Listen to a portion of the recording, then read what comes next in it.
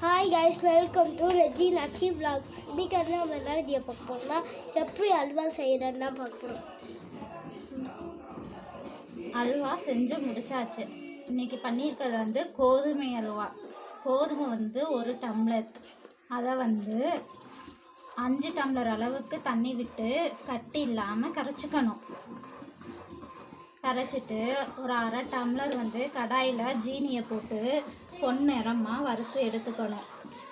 அதுக்கப்புறம் கடாயை அடுப்பில் வச்சு நெய் விட்டு அதில் முந்திரி பருப்பு போட்டு வறுத்து தனியாக எடுத்து வைத்துக்கோங்க.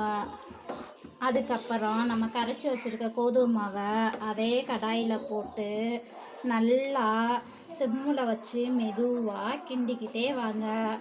அது வந்து ஒரு பக்குவத்துக்கு வரும்.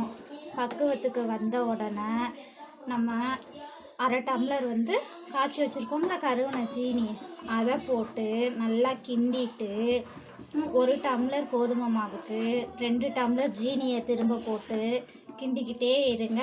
அப்படியே கலர் மாறிக்கிட்டே இருக்கும். 1 கப் டம்ளருக்கு அரை டம்ளர் நெய் விட்டு கிண்டிகிட்டே வாங்க. கிண்டிகிட்டே வந்தீங்கன்னா கோதுமை அல்வா ரெடி. போதுமா? Bye guys.